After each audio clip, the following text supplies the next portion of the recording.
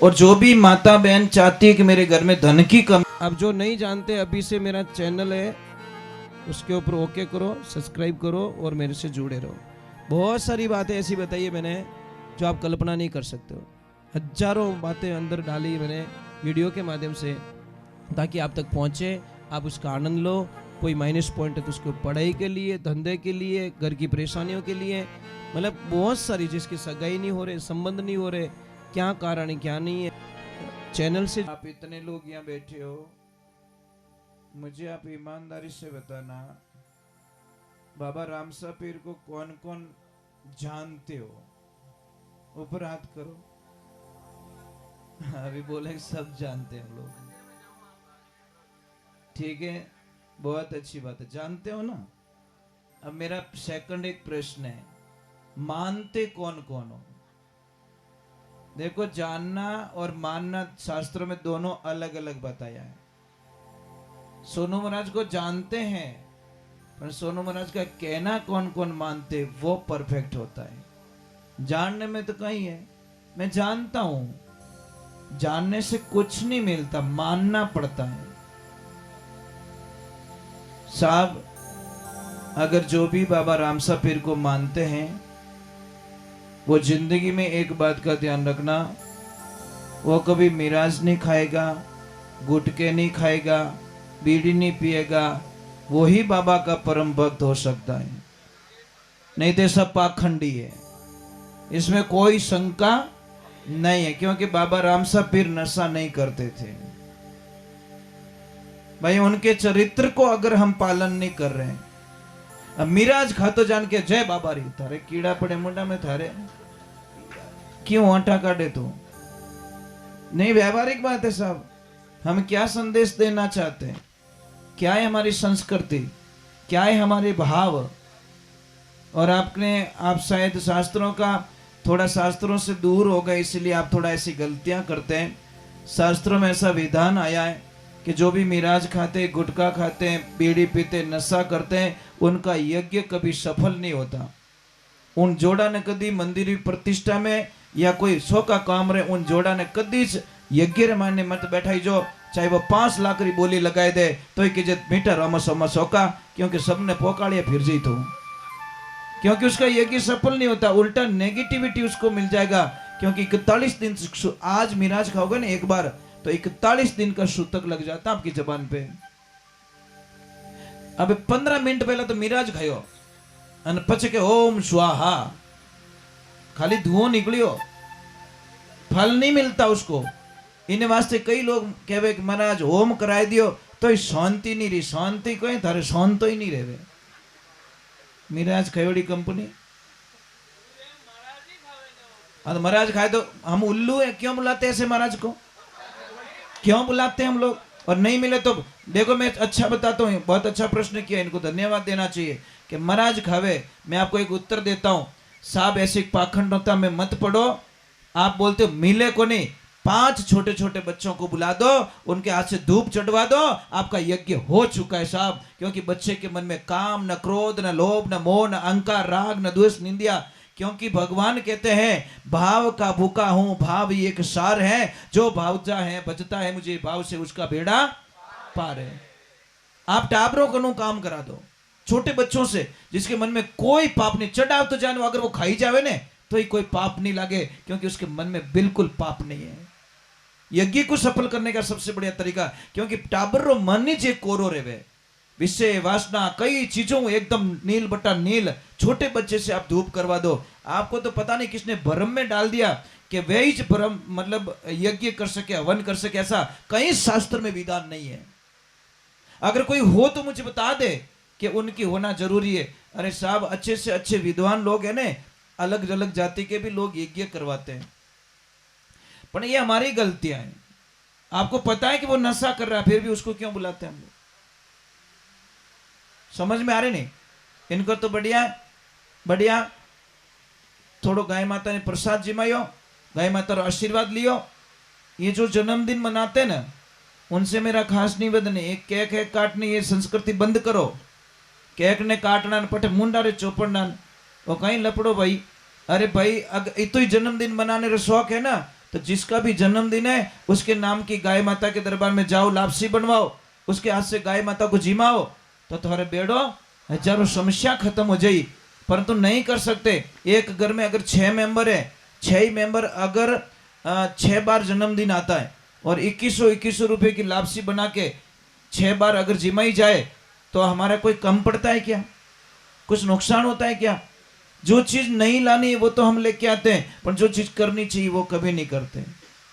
बहुत बहुत दूर चले गए साहब। और ये बातें हमारी इतनी कड़वी लगेगी, इतनी चुबेला थारे कालजारे माने कि जिन्हें कल्पना नहीं कर सकूं। सिर्फ 10 साल रुक जाओ आप, ज्यादा वक्त नहीं।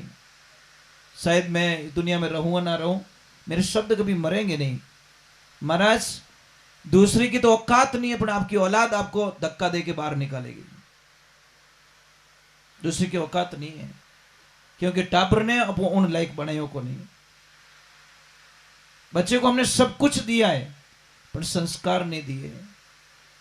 छोटी छोटी बातों पे आज महाभारत हो रही है घर में, छोटी बातों पे। न पत्नी मानती न पति मानता, न बेटा मानता न बेटी मानती, न सासू माने न बहू माने, न ननद माने न भाभी माने।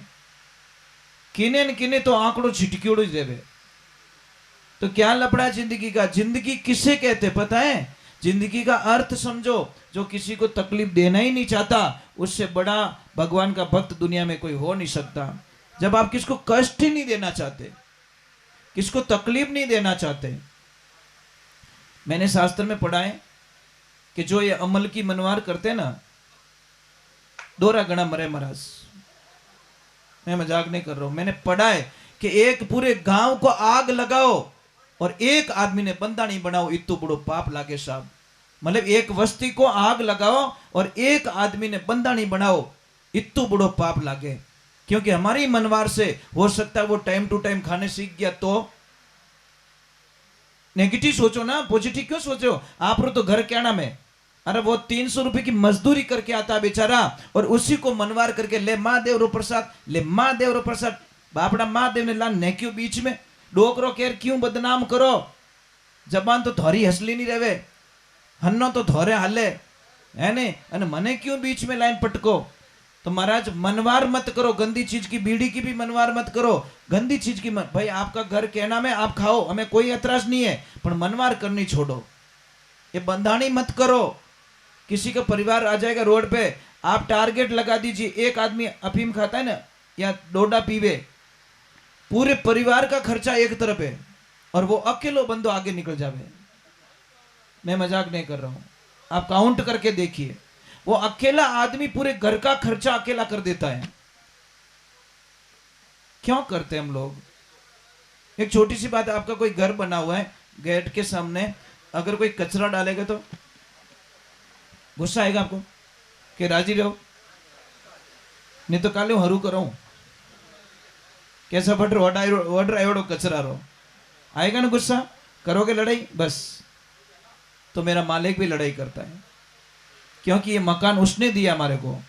और इस मेन गेट से अगर गंदी चीज अंदर जाएगी बॉडी में तो सब भगवान तो नाराज होने वाले, वो कभी हमें आशीर्वाद देने वाले। अरे भाई पीवने वाले बढ़िया नारियल रो पानी बनाए और पीरा, नारियल रो पानी पीवन जावे तो क्या बटे 25 रुपये में घने ही मिले, 30 रुपया मांगे तो बटे 5 रुपया तोड़ावे, और थम्सअप पीवे जने 42 रुपया पूरा दे दे। ये समझदारी। मतलब ओरिजिनल चीज का भाव तोड़वाओगे और डुप्लीकेट चीजों को आप धड़ल्ले से खा जाओगे। चलो थोड़ा भगवान के चरणों में चल जाते हैं, क्योंकि बहुत आवाज बहुत आ रही है। समझौता कैसा होना चाहिए मैं बताऊं आपको। कि ये भाई साहब आए थे परसों के दिन सत्संग में, तो इनका अचानक ही मन बन गया कि अगर समय खाली हो तो हमें दीजिए। तो हमने कोशिश की, भाई टाइम तो नहीं है, फिर भी देखो नसीब आपका, हमने छोड़ दिया लास्ट में नसीब पे। मैं कि आप रो नसीब रही तो सत्संग हो जाए, नहीं तो राम राम तो है ही है। पर इनका भाव देखिए महाराज, शायद इन्होंने सच्चे मन से मतलब आंतरिक भाव से भगवान को याद कर लिया और ये सत्संग होनी पड़ी।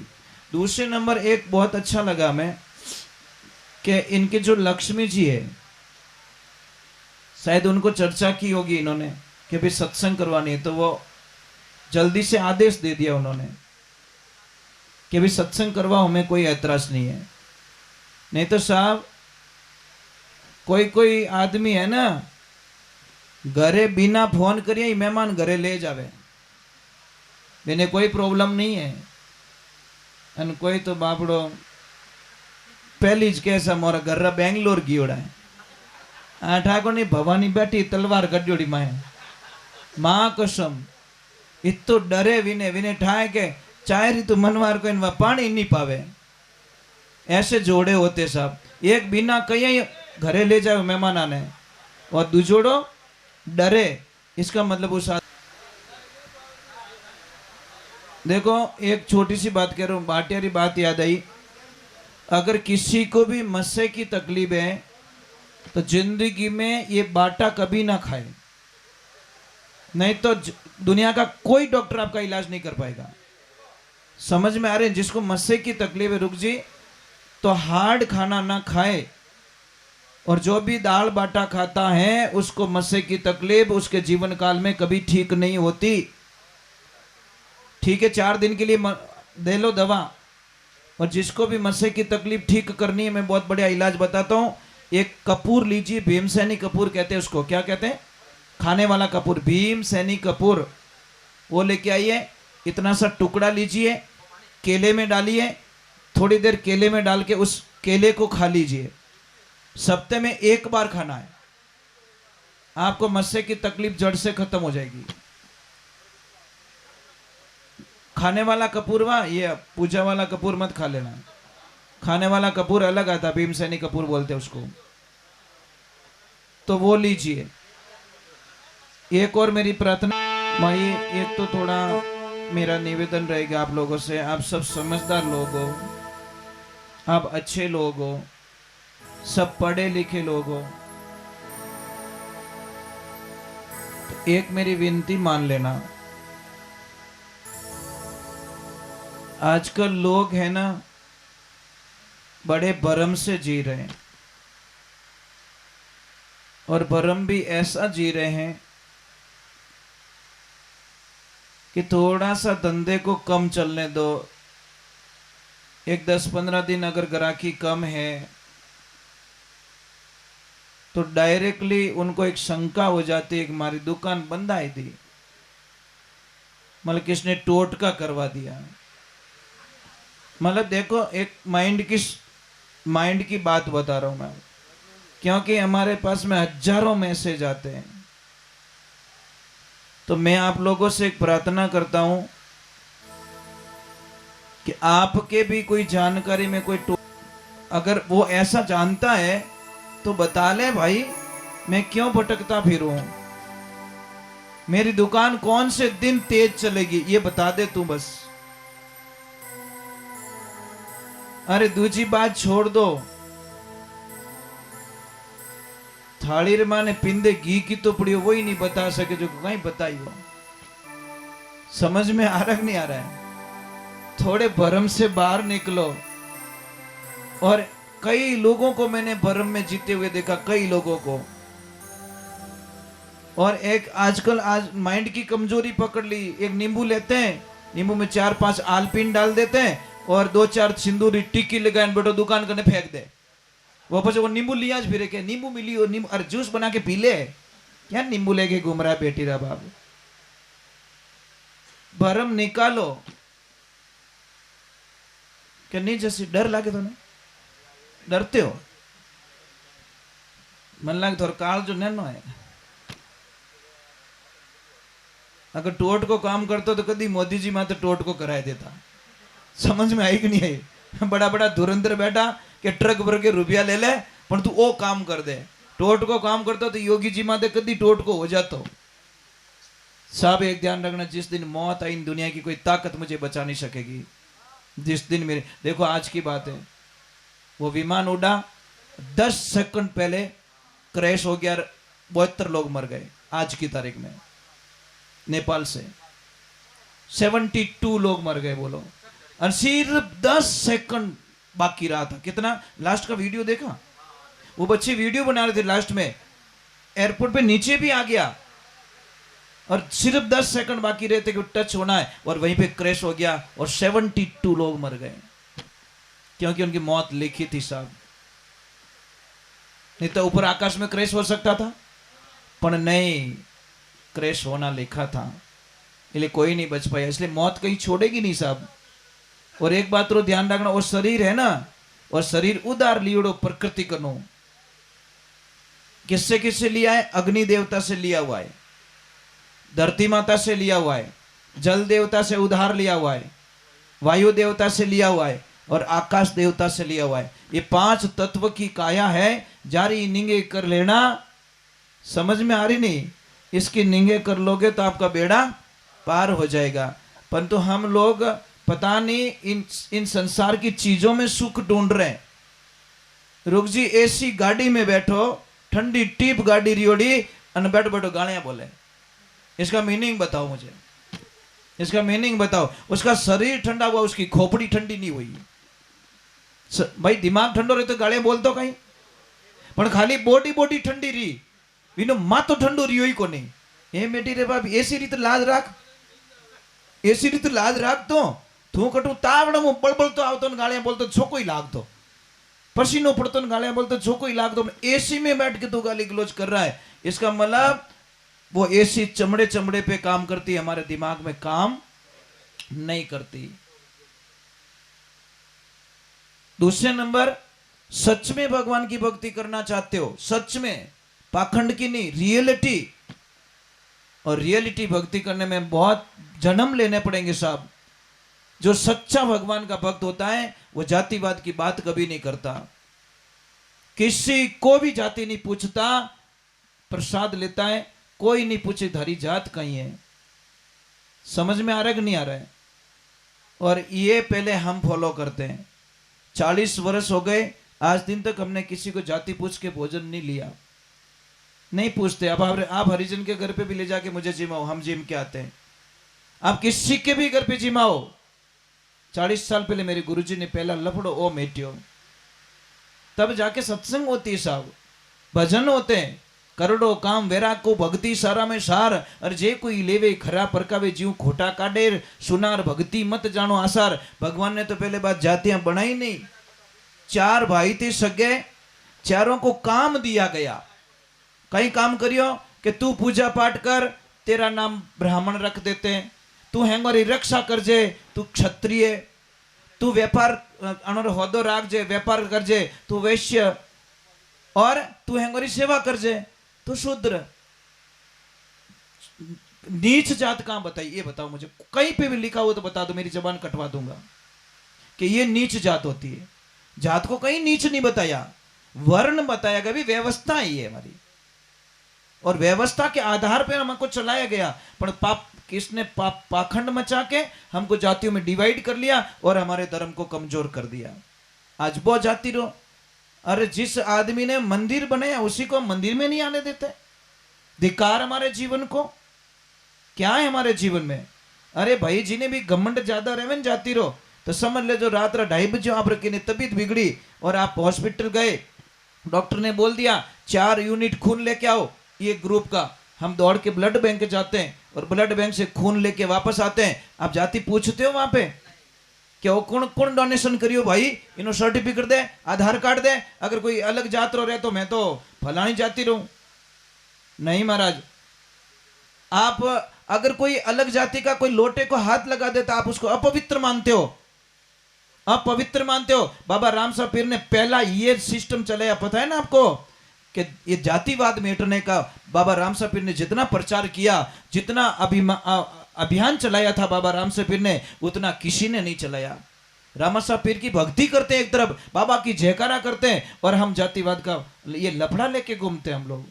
साहब अगर अपवित्र हैं, चलो पानी अपवित्र है, कोई बात नहीं, ठीक है, मानो अपवित्र, लोटा रे हाथ लगा दियो वो पानी अपवित्र हो गयो, तो वो नोट देता है आपको, वो अपवित्र क्यों नहीं है?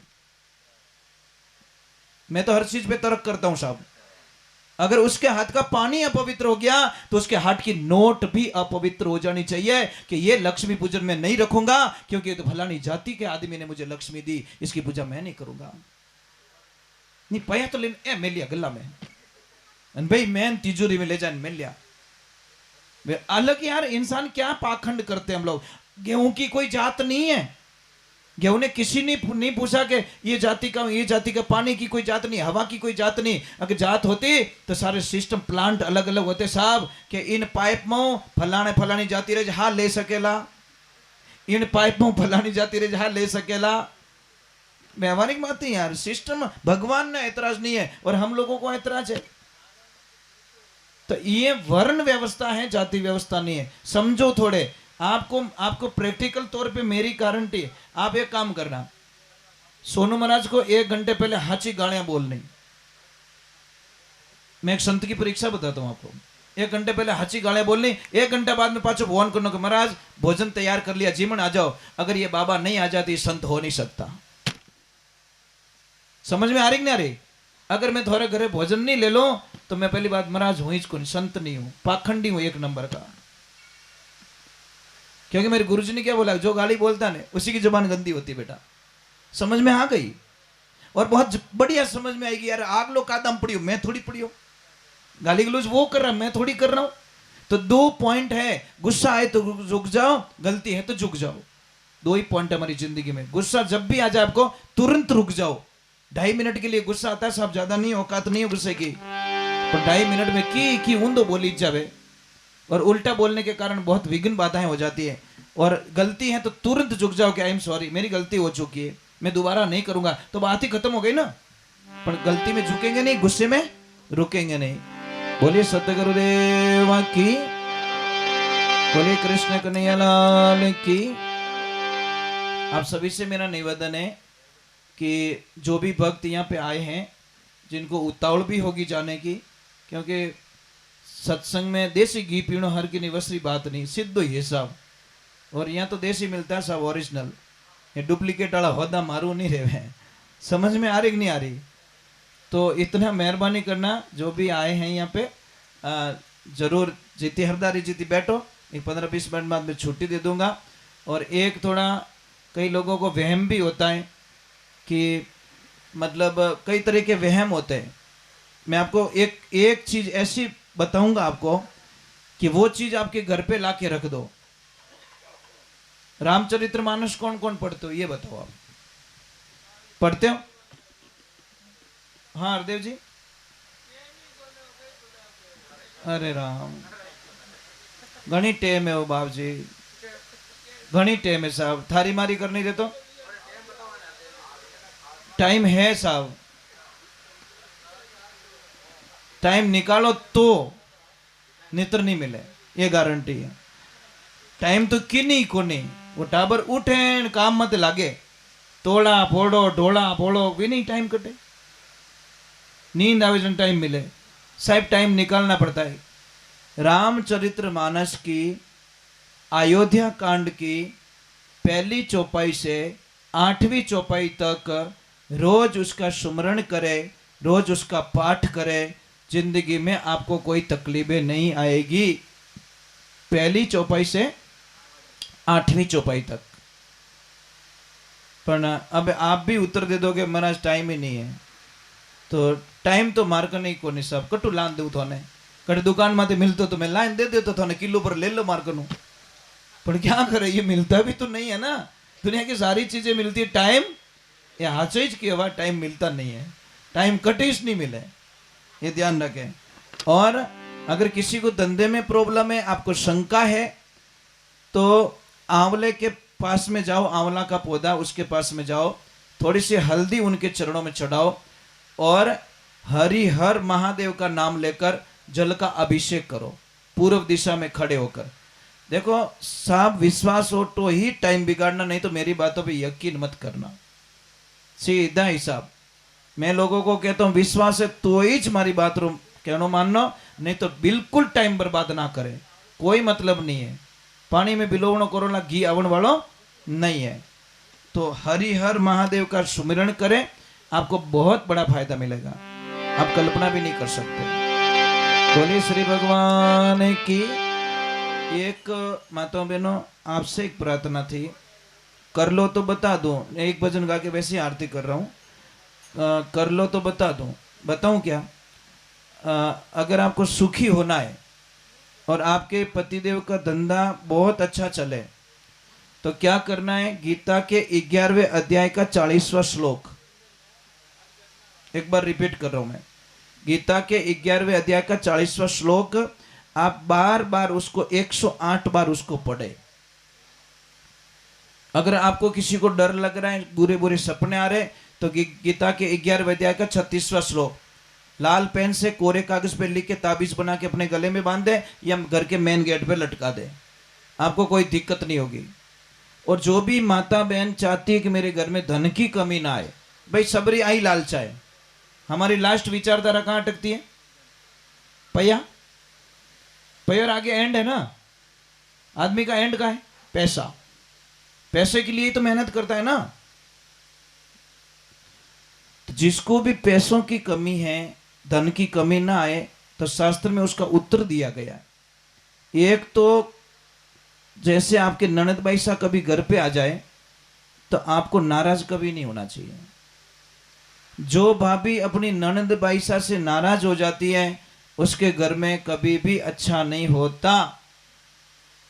अच्छी भाभी उसको कहते जो अपनी ननद भाई सा से आते ही वो खुश हो जाती है कि आज मारा भाग जागा, आज मारा भाई जी मारे घरे आया। पर कोई कोई तो है राम, सच में बात कहना हो रो है।